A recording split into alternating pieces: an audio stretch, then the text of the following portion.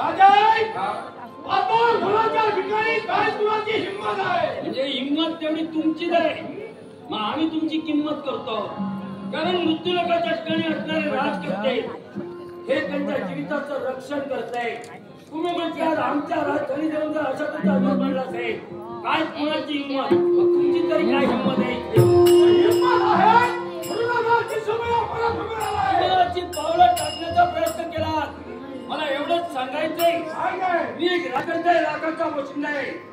आपण पूर्णपणे विचार करणं गरजेचं आहे. लाख जनतेचा सामाजिक संरक्षण करणं हे राजकर्त्याचं कर्तव्य आहे आणि त्या कर्तव्याला अनुसरून मी वावरण्याचा प्रयत्न करतोय. संधी तुम्हाला देतोय. 4 दिवस सुखानं जगायचं असेल, मार्ग सरळ मोकळा आहे, मार्गाने वाटतं. संधी तुम्ही स्वीकारावी.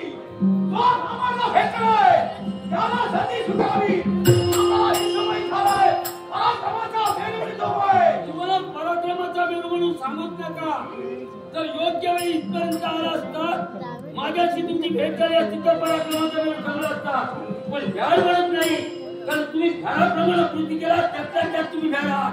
कारण ब्राह्मणाचा स्वार्थानं एका गरीब ब्राह्मणाचा निष्पाप स्वार्थानं ही भ्याड कृतीचा आणखी काय कृती? राजाई ज्या पराक्रमामुळे मी झालाय त्या पराक्रम तुम्हाला दाखविला म्हटलं. बरे लक्षात ठेवा. सागराच्या भरतीला आनंद देणारा चंद्र तसा जगाच्या उत्कर्षाला ज्ञानवृत्त्यांच्या पसंतीला उतरण्याला हा राजकर्ताच कारणीभूत असतो. एवढं मात्र लक्षात ठेव. राजाई तुम्ही लक्षात ठेवा. आम्ही सागराप्रमाणे आहोत, पूर्णपणे तुम्ही सागराप्रमाणे असेलही पण हा विश्वमा नाही झालाय.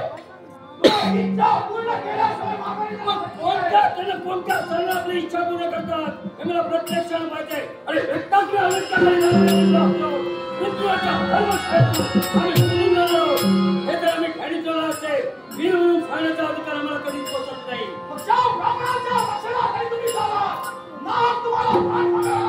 तुम्हाला जन्ममानाचा वेळा मानवतो त्यांच्याचा जन्म झालाय. त्या म्हणत्या मानाला नाही. मी एक माणूस आहे. आपल्या उद्योगाचं जीवन संपलं आहे याची चव मी कधीच पाहू शकत नाही. तुम्ही लक्षात ठेवा. त्या पेट्या होला कुठं या दिवशी मला उडी झोपली आहे. पण त्या तुला अनुभव पाय पडताना मागे जाण्याची सवय आम्हाला मिळत नाही.